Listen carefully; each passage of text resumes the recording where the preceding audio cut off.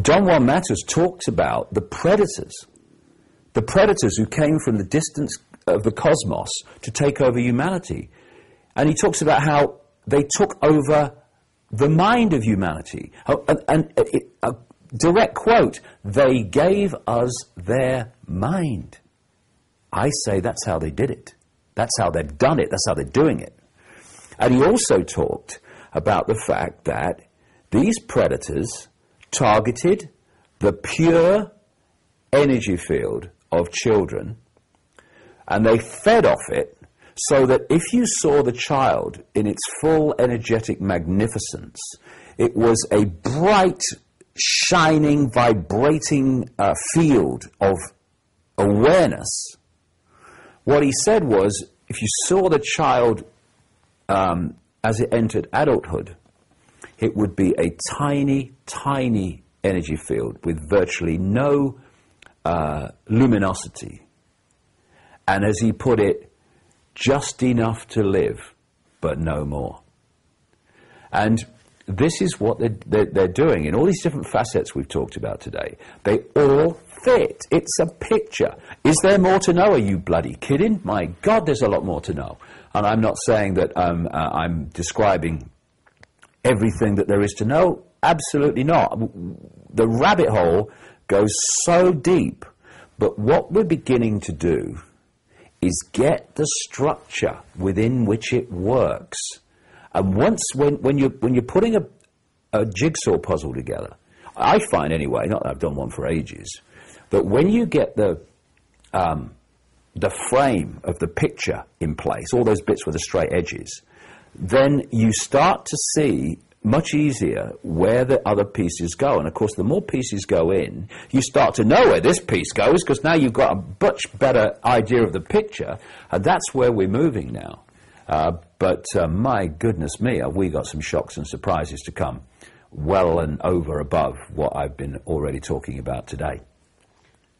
What's going to happen over the next few years? Well, I say that we're in the cusp between the old epoch energy and the new epoch, and maybe I could just explain what I mean by how that works. What I'm saying in the book is that the black holes, we apparently have one at the center of this galaxy. I'm seeing more and more scientific supposition, at least, that that's the same with every galaxy, but we'll see. But anyway, it fits the picture.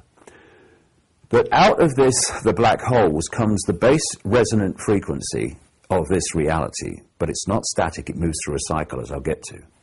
This base frequency elicits from the sun's information in the form of photons, and basically generates what I call the cosmic wireless internet. Just as in this room, if this building has got the wireless internet, I'll be able to pull it onto a computer without any wires going into the wall, no wires into any circuitry, just the computer will be able to pull a wireless internet and put a collective reality which anyone else in the whole world, can, parts of China and other places, can put on that screen in the same way. And I'm saying that wireless internet in our reality is information encoded in photons coming from the sun. Other things too, I'm not saying it's everything, but certainly that's the basis of it, I would say. And we are decoding that information into this reality. For instance, the energy that the Chinese call qi, that goes through the meridian lines, the acupuncture meridian network of the body, is photon energy. Photon energy goes through the ley line, meridian line system of the Earth, and it's information. This universe is information, and it's information decoding information, just as information encoded into a computer decodes information encoded in the software. Information can decode information. It just depends how it's programmed to do what it's to do. Are you a receiver? Are you a transmitter? Are you a decoder? Are you an encoder? Okay, that's what you are. Press enter. And so this vibration coming from the black holes, this base vibration. Now, there'll be more to know, and I'm trying to put the themes here. As it moves through its cycle of change, before coming back to the original vibration, It's changing the information coming out of the suns in the form of photons. It's changing the information construct. Therefore, we are starting to decode, as it moves through the cycle, different information. And it's this that creates the epochs that the Indian culture calls yugas, and this cycular nature of time. It's not actually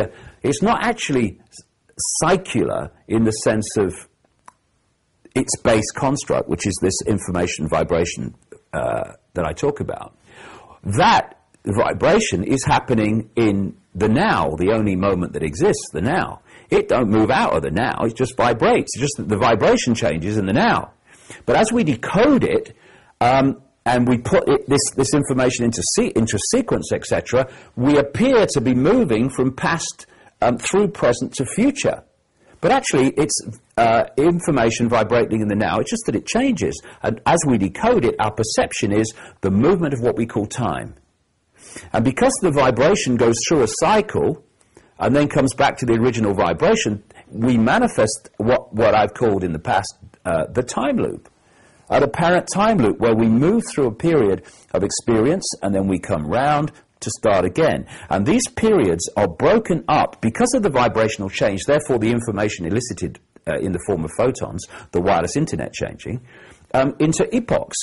Some are very suppressed and very limiting. That's an experience for consciousness to have. Sometimes they're very expansive. These are the golden ages. And we choose, as disembodied awareness, where we want to experience, which of these epochs we want to experience.